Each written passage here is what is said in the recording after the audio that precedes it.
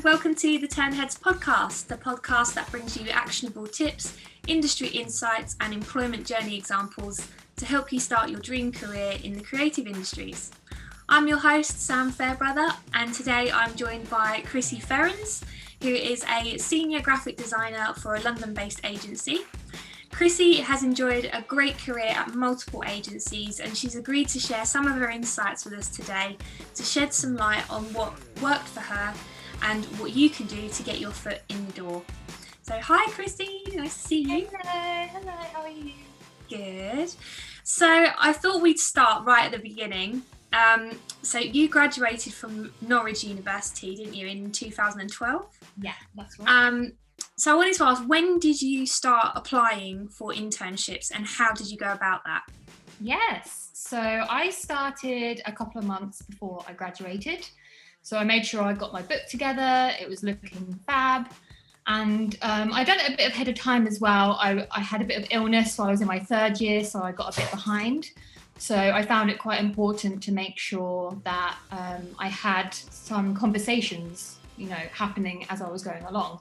So I had a list of people, had this really concise Excel document, the most organized I've ever been in my life. I wrote down all the agencies I was really interested in, and it's actually really good as well to kind of note why. So maybe just write a few notes about why you like each of the agencies.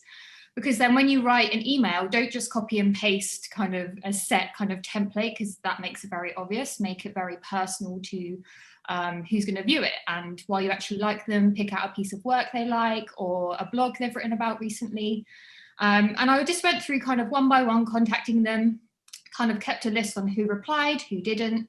And then I just went back and replied again. I'd probably do it up to about 3 times. Until I kind of got a reply, and then I started being organized about kind of when those interviews would happen. So if I had an interview or I didn't, and then when I had a placement and when I didn't, and just kind of kept the ball rolling in that sense. So I was really lucky because I was so organized and kind of on it that I had a whole year of placements and it was booked up the whole year.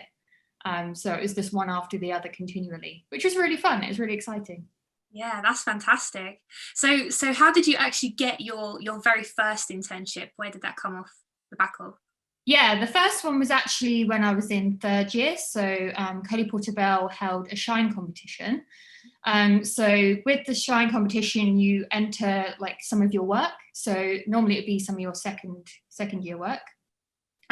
You'd share it, you do a bit of interview, and as the kind of Shine competition was happening, I actually had to create my entry while I was on placement with them, because I did my internship right at the beginning of the third year in September. So I had to design it on the placement because I didn't have a computer at the time with me. I didn't realize that was going to happen. So it was a little bit difficult because obviously they were there judging it as I was kind of designing it, but they were like really open to it. They kind of knew the situation I was in, but it gave me really good insight before I went into third year with a bit of knowledge and on how agencies work, how they create ideas, and how they present things as well. So I found that really useful. And I think if anyone has the opportunity to do it, so in like summer or something before you go into third year, I'd highly recommend it. I'm sure lots of agencies are open to the idea still now. Yeah, and were all your opportunities that you were kind of given, like when people responded to your emails and things, did they kind of make it clear that the opportunities were paid, and if not, did you kind of push back on that and try and get paid for all your internships?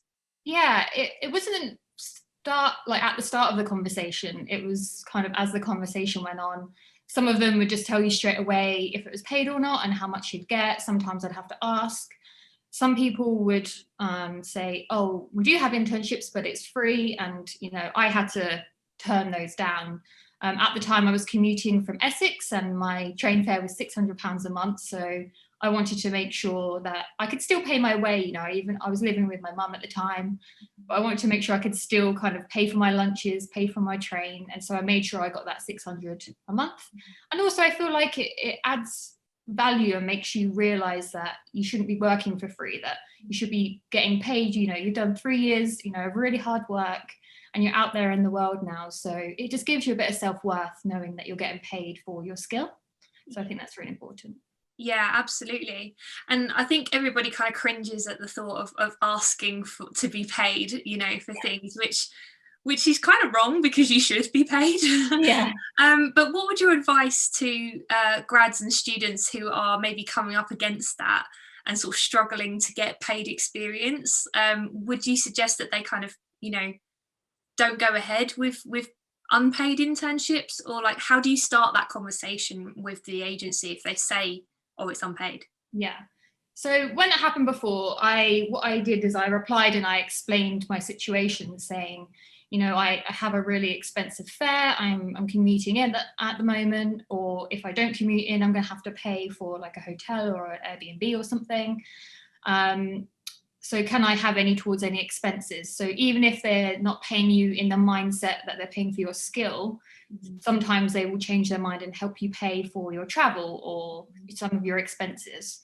So sometimes it works, sometimes it didn't, but I'd always just kind of explain your situation and to say, you need this as a way to kind of travel and get there. And it gives an understanding to the agency as well.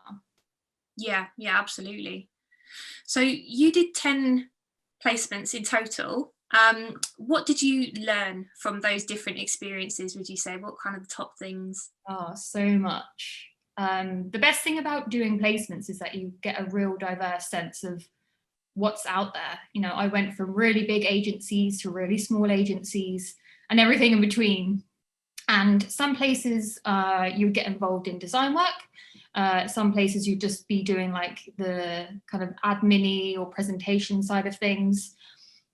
But for me, it really, because I was really shy at the time. And obviously, as you're in the industry, you gain more confidence. And so for me, it kind of reminded me that I just need to put myself out of my comfort zone and just talk to people. Like, don't just sit there quiet on your own and get on with it. I know it's scary to go speak to people and start conversations, but it's so important because, if there is a hiring opportunity, they want to know who you are and what you're like and what your interests are. Do you have any common things with people? And yeah, just asking as well. There'd be times where I'm just like, oh, I haven't got anything to do today. Can I help at all? And sometimes you then get an opportunity to work on a design project. And with other designers as well. So you get to kind of learn from them and get to know people that way as well. So I would say, it was really varied, but I enjoyed that. And there was time where at a bigger agency, I got to be involved in this huge pitch. There was literally me, I was a placement graduate, and I was with all the big guns from like all around the world, and they just wanted to just see what I could do and get like fresh thinking on it. And it really put me out my comfort zone, but it taught me so many lessons. So I just like always welcome those opportunities that you have, because you can really learn so much. Yeah, that's a really good point as well, that sometimes on placement you are given what some people would maybe call the dog's body work of, helping with presentations and kind of that more admin stuff, or searching for imagery for mood boards and that kind of thing. But so yeah, it is really important that you do kind of branch out of that and talk to people, as you say, because you might not get the chance to be memorable through your work necessarily, but you'll be memorable through the fact that you asked lots of questions and you were really interested and you showed your enthusiasm and you were really helpful. And they're all, soft skills, but they mean a lot, don't they, when you go into an agency? And especially going forwards as well, like when it comes to a point where you're hired, you've already learned some of those skills that you're going to have to use when you're a junior. Yeah. So it's just really valuable. And, even though you might see creating mood boards and doing presentations as something that only juniors do, we do it your whole career. I'm still creating mood boards and presentations and mounting things right to this day. It's just, better to get the skill while you're ahead. Yeah, absolutely. It's kind of just forms that base level of design skills, doesn't it, at the end of the day? Yeah. And you were taken on as like a freelance junior at one point as well, weren't you? How did that differ from being on an internship? Yeah, so I went to an agency and I said I want to work with them. And initially I did a little bit of like an internship with them, but then they decided, they were looking for a junior at the time, but didn't want to quite commit because they didn't really know kind of what I could do. So they said that they'd hire me as a freelancer, as like a junior freelancer. So they paid me like a full wage. And I think just having that mindset, like from them and me, it almost like made me like work harder, because I was like, oh my God, I've got to prove myself. They're giving me this opportunity. And then they put me on much more kind of intensive projects as well. So I had this massive rollout project that I was kind of, you know, in charge of, in a sense. They just really wanted to see, you know, what I could do and how I could just do things by myself, rather than, you know, on an internship, you know, you're mentored a lot more. So yeah, if those opportunities come up, take them. Yeah. So you've kind of dotted around throughout your whole career, and you've worked at lots of different types of agencies. When did you know that it was time to kind of move on, if you like, to another place? Yeah. I think it differs for everyone, but for me, so I was in my first job, I was doing a lot of FMCG work. It was a lot of own brand work. And it got to a point where, you know, I was seeing all these other amazing things going on in the industry that I couldn't actually get involved with because I was so focused on own brand. And so from leaving my first job, I was like, oh, I really want to do all these other projects. And I knew that's something I couldn't achieve at my current job. There just wasn't room for that to kind of happen. So that's when I was like, I either stay here and I carry on doing what I'm doing, and you know, I'm still learning, I'm still growing, or I can expand my horizons and go somewhere else, which actually proved really good. You know, it's really easy to get pigeonholed in the industry. So it's really good to kind of think about what you want to do as you go into your first junior role. I know it's exciting to try and get a job, but try not just take anything, because it kind of sets your pathway for kind of your career. So I was lucky at the agency that took me on. You know, they knew I had own brand experience, which was, you know, helpful to them, but they also let me work on other FMCG, you know, brands as well. And so, yeah, I really started to gain a wider experience in design, and it was really helpful. So it's always at that point we're at that crossroads. You know, you want to either move to the next level or you want to design something else. That's the kind of point where you should say, can I learn that here, or do I do that somewhere else? Yeah, absolutely. And you have a passion for promoting good mental health and sustainability, don't you, through your work and just generally in the companies that you worked at. So how have you managed to highlight these within the agencies as you've kind of traveled, like dotted about? Yeah. So this came about when I was more of a middleweight, and I was trying to I was at the point where I was really finding myself and what I loved and what my passions were. And it really came to light. So, you know, I was part of a bigger agency and they already had some things kind of going on in the background with Macmillan and mental health. And it really sparked my interest. So I then wanted to become part of that. So, you know, there wasn't really anything in place. So I decided to hold my own meetings where, you know, I taught them meditation or taught them mindfulness, or I done this laughing workshop, which was like the weirdest thing I've ever done, but also the funniest thing. And it just brought a bit of joy to people's day. You know, again, it put me out of my comfort zone because, you know, I weren't an expert, but I really wanted to just, you know, make sure that even though we're working in a really tough environment, it can be hard work sometimes, that there is some joy to the day as well. You know, it's important to make sure you take your lunch breaks and all of that stuff. And, you know, even in my current job here, you know, we're part of this little group that we created. There's me and a few other girls that have created the Do-Gooders, which again is about, you know, bringing good to the studio. So whether that's helping charities out, whether it's helping stuff internally, you know, there's so much we can do. And I think it's a wider conversation that's happening now anyway, where the culture is more wellness based. And I'd always make sure that, you know, if you're going into an agency, ask these questions if it's something you're, you know, curious about. You know, do you look after people? You know, what's your mental health and wellness sector like? Do you have that? You know, it's really interesting to hear other agencies' viewpoints on that as well, because some people really highlight it and some people don't, and they're not aware of it yet. So yeah, it's been really fun, and I hope I continue that as I move forwards. Yeah, I've seen there's been a lot of debate through the lockdown, I think, that's kicked off a lot of conversations like that. One of them being you know, the thought that you have to work late, you always have to do overtime.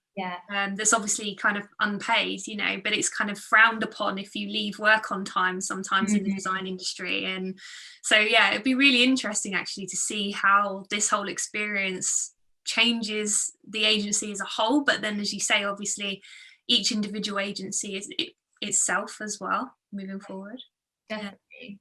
Yeah. Cool. So you've enjoyed a really varied career and experience working in lots of different types of agencies. What insights would you give to current students and graduates about the industry as a whole, and the businesses within it?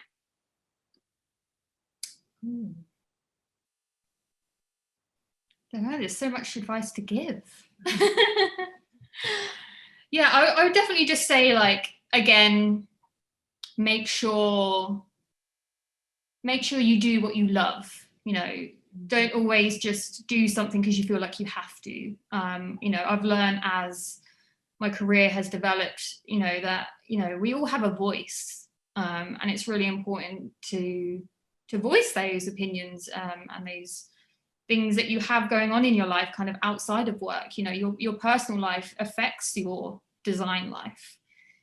You know, and always stay interested in everything. You know, I've realized that from the beginning. Like, you know, even if you watch a Netflix series, you know, it's a documentary, that can actually be involved in one of your projects one day, because you're gaining knowledge in an area that someone else might not have.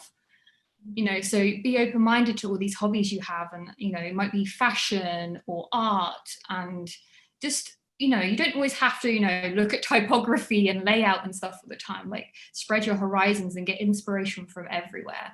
And I think you'll become a much more, like, varied and interesting designer, because you're going to have a different perspective than other people when it comes to creating ideas. Fantastic. Well, thanks so much, Khrissie. Really appreciate it. Guys, we've come to the end of another episode of the Tern Heads podcast.